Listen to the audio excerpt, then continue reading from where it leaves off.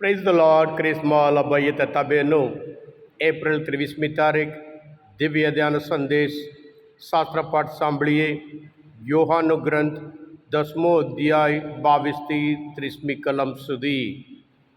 આ સંદેશ સાંભળનાર તમારા સૌ માટે અને તમારા પરિવારજનો માટે વિશે પ્રાર્થના કરું છું કે તમે પ્રભુ ઈસુ જ મસીહા છે એમ દ્રઢ વિશ્વાસ રાખો, જેથી કરી તમે અને તમારા પરિવારજનો પ્રભુ જે શાશ્વત જીવન, મુક્ત જીવન આપવા માગે છે એ તમે અપનાવો.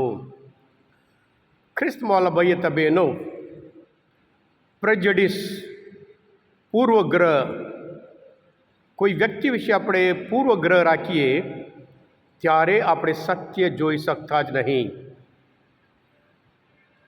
પ્રેજડિસ એટલે પ્રી જજમેન્ટ. એક વ્યક્તિ વિશે આપણે આવી રીતે આ માણસ આવો છે, આ ગામના છે, આવા પરિવારના છે એમ કરીને.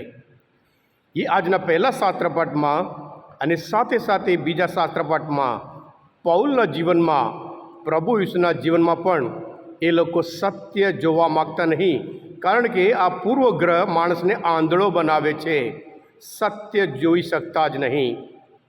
એન્ટિયોક રોમ સામ્રાજ્યમાં ત્રીજો મોટો ઇન્ટરનેશનલ શહેર છે. રોમ અને એલેક્ઝાન્ડ્રિયા પછી જ્યારે યરુશલેમમાં અત્યાચાર, જુલમ થયો ખ્રિસ્તીઓના વિરુદ્ધ, ત્યારે બધા નાસી જાય છે અલગ અલગ વિસ્તારોમાં, એ યહૂદિયામાં, સમારિયાના અલગ અલગ વિસ્તારમાં. અને એન્ટિયોકમાં જ્યાં આ લોકો આવ્યા છે ત્યાંથી યરુશલેમની નાસી જઈને અહીંયા આવે છે. અને ત્યાં એ લોકો યહૂદીઓ વચ્ચે જેવી રીતે સજીવન તરફ પ્રભુ ઈસુ વિશે પ્રચાર કર્યો, ત્યાં એમને સારો રિસ્પોન્સ મળે છે.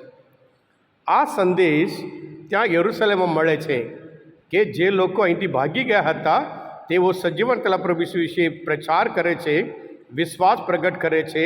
એનું પરિણામ બહુ સરસ છે. એમ સમાચાર સાંભળતા પીતર અને યોહાન બરનબાસને મોકલે છે ત્યાં ખરેખર શું ચાલે છે એમ કરીને, એની સફળતા કેવી, એની સક્રિયતા કેવી એમ કરીને જાણવા માટે બરનબાસ, જે આદિ ધર્મસમાં પ્રથમ વખત કે પોતાની બધી મિલકત પ્રેષિતોના ચરણોમાં સમર્પણ કરી, સંપૂર્ણ તેમનું જીવન પણ સમર્પણ કર્યું, એ વ્યક્તિને મોકલે છે.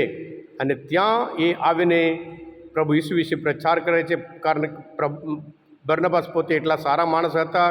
અને પછી ત્યાંથી તાર્સુસ જાય છે. તાર્સુસમાં પૌલ હૃદય પલટો થયા પછી પણ ઘણા બધા વિશ્વાસીઓ, ખ્રિસ્તીઓ એમના ઉપર વિશ્વાસ રાખવા, ભરોસો રાખવા તૈયાર નથી. એટલે પોતાના ગામમાં ત્યાં તાર્સુસ ગયા. એટલે બરનબાસ ત્યાં જઈને પ્રભુ ઈસુને તમારી જરૂર છે એમ કરીને પૌલને લાવે છે અને યરુશલેમમાં પણ લાવે છે. અને આ અંત્યોક શહેરમાં જ પ્રથમ વખત પ્રભુ ઈસુને માનનારાઓ ક્રિશ્ચિયન તરીકે ઓળખાય છે. હા ક્રિસ્મસ ભાઈ બહેનો, પ્રભુ ઈસુ ત્યાં મંદિરમાં પ્રતિષ્ઠાનું પર્વ ત્યાં જાય છે. પ્રભુ ઈસુ એક યાત્રાળુ તરીકે ત્યાં જાવે છે, મસીહા તરીકે. એટલે આજના શુભ સંદેશ આપણે બતાવે છે પ્રભુ ઈસુ એક પવિત્ર યાત્રાળુ, અને સાથે સાથે પ્રભુ ઈસુ જ મસીહા, અને પ્રભુ ઈસુ દ્વારા શાશ્વત જીવન એ શાસ્ત્રપાઠ બતાવે છે. એટલે જે યહૂદીઓ એમને મળે છે અને કહે છે, તમે કહી દો અમારો જીવ ક્યાં સુધી તમે અધ્ધર રાખશો. આ લોકોને પ્રભુ ઈસુ વિશે જે પૂર્વગ્રહ હતું, પ્રેજડિસ હતું, પ્રભુ કહે છે મારા કાર્ય જુઓ, હું જે કાર્ય કરું છું તે મારો દાવો સાબિત કરે છે કે હું મસીહા છું, કે ઈશ્વરના પુત્ર છું. અને છેલ્લે એક જ શબ્દમાં એ કહે છે, હું અને પિતા અમે એક છીએ. હા ક્રિસ્મસ ભાઈતા બહેનો, ઘણા બધા લોકો પ્રભુ ઈસુને મુક્તિદાતા તરીકે, મસીહા તરીકે જોઈ શક્યા. યોહાનના ગ્રંથમાં 1લો અધ્યાયમાં 19મી કલમમાં એ પોતે કબૂલ કરે છે આ ઈશ્વરના પુત્ર મસીહા છે એમ કરીને. અને એવી જ રીતે આંદ્રિયા પોતે કહે છે યોહાનના ગ્રંથમાં 1લો અધ્યાયમાં 40મી કલમમાં, અમને મસીહાના દર્શન થયા. સમાર્ય સ્ત્રી યોહાનના ગ્રંથમાં 4થો અધ્યાય 25મી કલમમાં કહે છે કે અમે મસીહાને અમને દર્શન મળ્યા એમ કરીને એ પોતે કબૂલ કરે છે. અને એવી જ રીતે યોહાનના ગ્રંથમાં 7મો 31મી કલમમાં ઘણા બધા લોકો પ્રભુ પર વિશ્વાસ રાખતા થયા, મસીહા તરીકે સ્વીકાર કરે છે. યોહાનના ગ્રંથમાં 9મો અધ્યાયમાં 38મી કલમમાં એક બ્લાઇન્ડ માણસ પોતે કહે છે, આપ મસીહા છો, મુક્તિદાતા છો. યોહાનના ગ્રંથમાં 11મો અધ્યાય 27મી કલમમાં માર્થા કહે છે, મુક્તિદાતા ઈશ્વરના અભિષિક્ત પુરુષ આવનાર હતા, તે આપો છો એમ કરીને આ જેને શ્રદ્ધા હોય, કાર્ય જુએ અને મસીહા તરીકે સ્વીકાર કરે. એ લોકો કાર્ય જોયા હતા પણ મસીહા તરીકે એમને મુક્તિદાતા તરીકે સ્વીકાર કરવા તૈયાર નથી.